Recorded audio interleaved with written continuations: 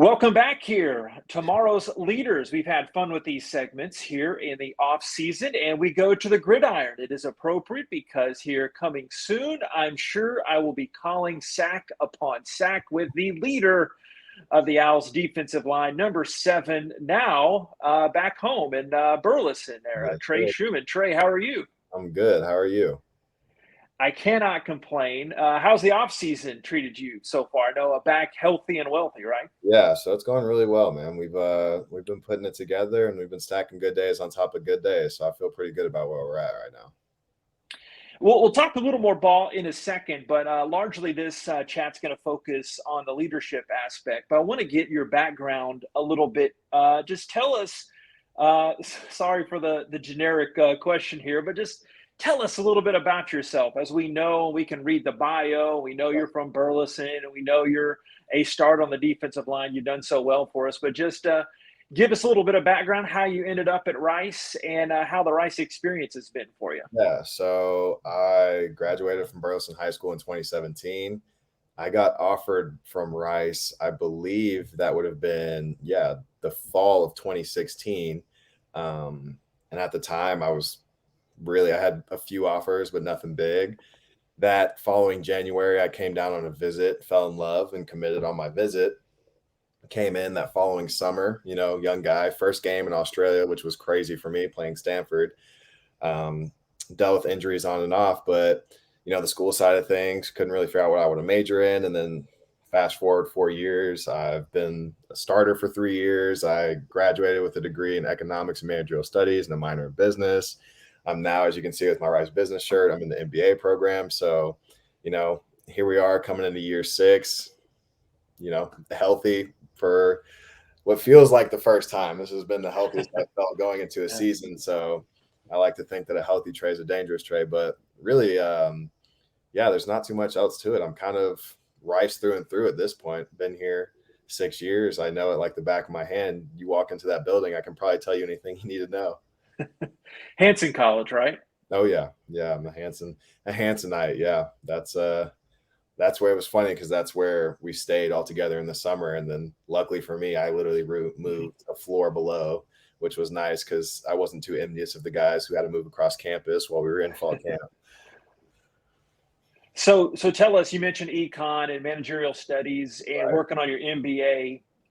Let's pretend this nasty guy comes in and says you can't play football, okay? Or even maybe if you want to say, hey, there's still football, but what you want to do after your Right. football playing career is over. What do you want to do with Rice degree already in hand, but working on what all the stuff you're doing now?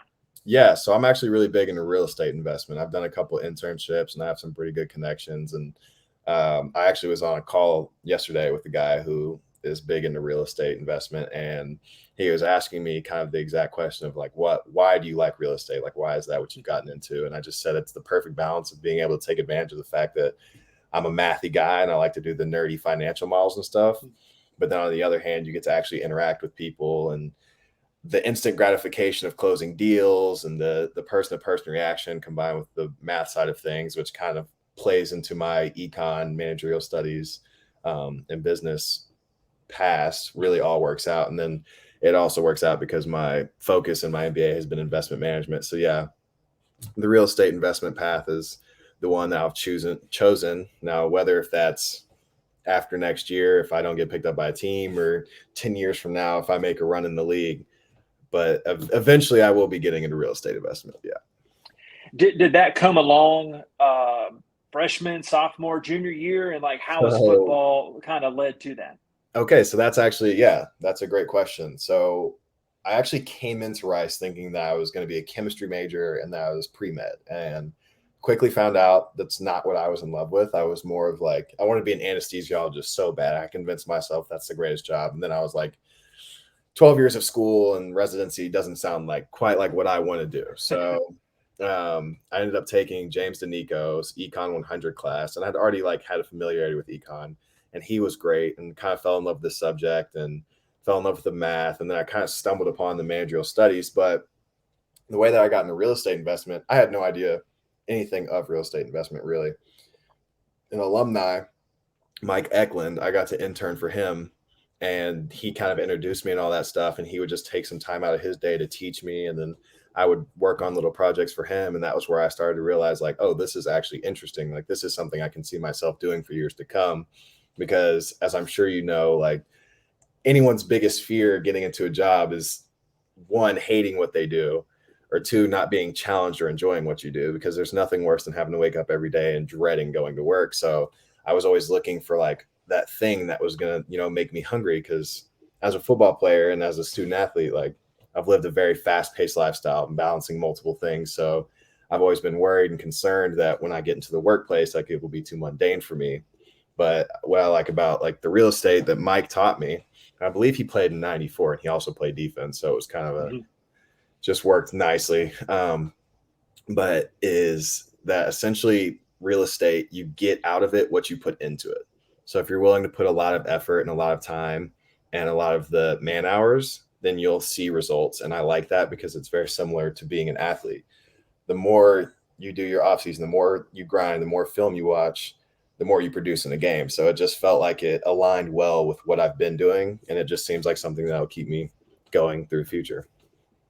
And as the guy that recruited you to Rice, your first coach, David Bailiff, he always told me, "Working hard works." So you Yep. put that into test there. So also speak to.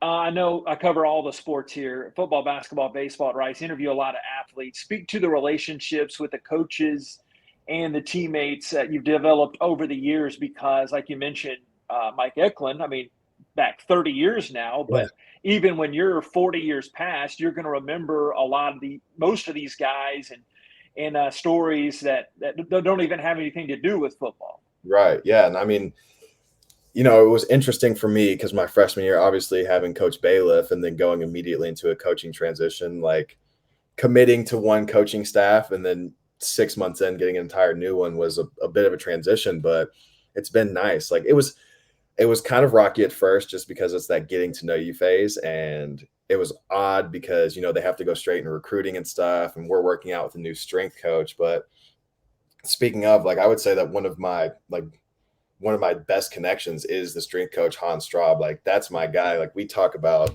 stuff way beyond football. Like we have this same comedian as our favorite comedian, Tom Segura, and we'll just talk about that. And so what I've learned a lot is just like the best part about this coaching staff is like a lot of the relationships aren't dictated by football.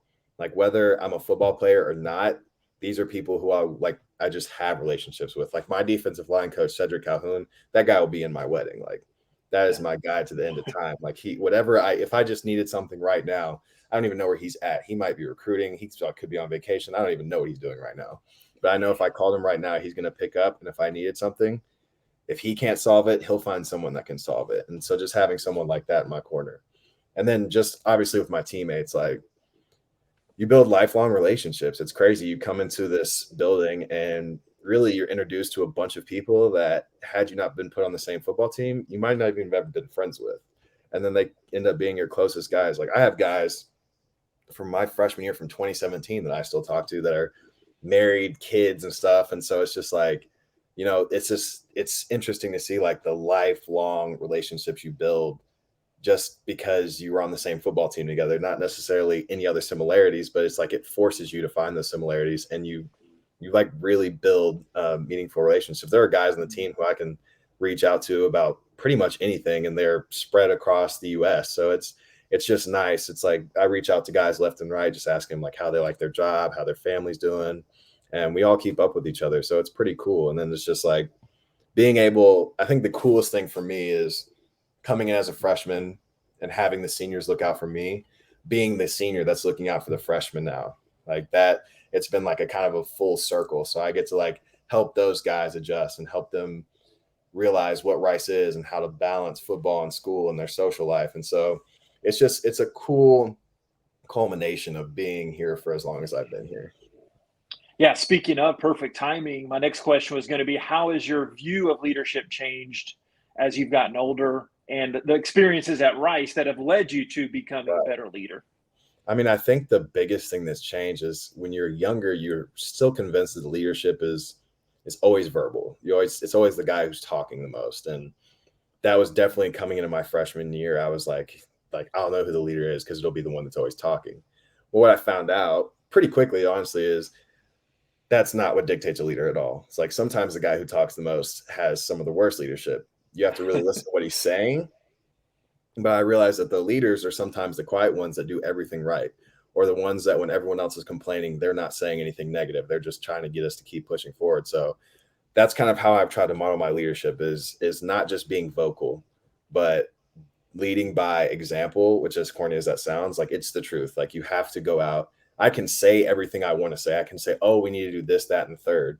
But if I don't go do it myself, how can I try to hold any other guys accountable? So I think the biggest thing that I've learned is like really being that beacon, setting that standard is what we always talk about, like setting the minimum standard of what Rice football needs to be and what I need to be as a leader, so that guys will at the very least be our standard, and hopefully I can inspire them to go above and beyond that. But yeah, I would say the biggest transition was just learning what the difference between someone who's just verbal and someone who's actually a leader is. So again, the segment tomorrow's leaders, which way am I pointing here? What advice would you give someone that is looking to become a better leader?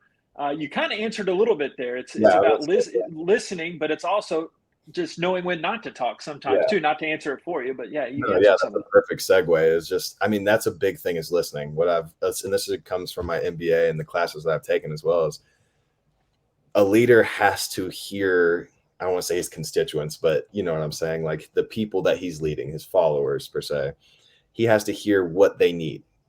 And sometimes that's not explicit. Sometimes it's implicit things that you have to figure out on your own. You have to understand, okay, these guys are saying this. They're complaining about one thing, and you have to figure out what their needs are. Okay, guys are complaining about X. Is X really what they need, or is it really there's some other solution that they're not even seeing because they're looking at it from a very like close view? Do they need a backup? And it's taking that bird's eye view and being able to just be like, hey, like, okay, I see that we have certain guys struggling with certain things. How can I help every guy in a way that I'm not having a one-on-one with everyone? Because it would be crazy for me to just take time out of my day. I think impossible. We have 100 guys on the team for me to like go up to each guy and be like, okay, what do you need? And handle them. each of those needs. So you have to figure out like, how can I make everything better for everyone in a real, and it's not easy. I'm not saying it's easy, but and making everything better for everyone in a way that is manageable, I would say. And I think the biggest thing that for tomorrow's leaders, yeah, that listening aspect. I think a lot of times leaders think like, I think leadership is being mistaken for being the guy who knows all. And it's like, I don't know everything. Like, the reason I know how to fix things is because I just listen to what guys are saying, or I listen to what the coaches are saying. And a lot of that is kind of a fun thing for me is I feel like as a leader, you're kind of that bridge between player and coach. And so being able to figure out how I can connect the two when they aren't seeing eye to eye. And it just takes a lot of listening because you have to hear what party A is saying and what party B is saying. And they're typically not aligned. And then you have to figure out a solution that will leave both happy. So I think, yeah, like you said, listening and like actually taking the time to see between the lines is the biggest thing you can do as a leader. All right, finally, let's talk a little ball. You mentioned Coach Calhoun. He's also my guy of the assistant coaches. So I'm always partial to you, D linemen, because the difference y'all can make. But you've got a lot. You lost big smiling EG. Oh yeah. He was one of my favorites. But you've got a lot coming back, yourself Oh yeah. included. So discuss the defensive line you have coming back, but a defense that under Coach Smith, y'all are getting more and more Oh experience, yeah. and hopefully the strength of the ball club this year. Yeah. So, I mean, just from the D line, like losing Elijah's huge, but I mean, props to him. He's out of LA doing his thing. So, couldn't be more proud of him, obviously. But, you know, it's hard to replace someone like that, like a 6'5", 300-pound guy that was holding down the middle for 72 plays a game. You don't see that very often. But, man, the Braylon Carroll is back in full force, and that is a scary sight, let me tell you. You get him back, Isaiah Floyd. You know, he transitioned from offensive line last year, so he's looking like a defensive lineman now, and he is full go. You got Kenneth Orji and Josh Piercy back playing the rush position. And I mean, those guys are tandem. Like, you can plug either one in anywhere on the defense, and they won't miss a beat.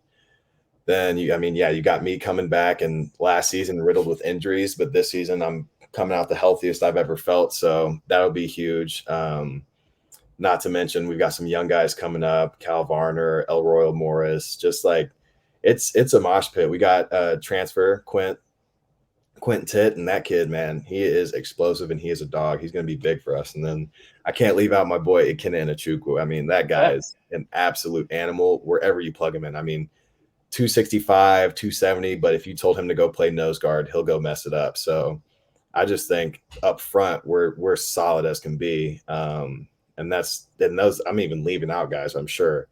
And then at the linebacker spot, I mean, you get Aiden Ciano coming back for a sophomore season. I mean, young guy that showed a lot of promise last year, and I think he's really getting everything under his belt. And we have a good linebacker competition with bringing in some transfers and some guys who play a little last year. So that's been fun.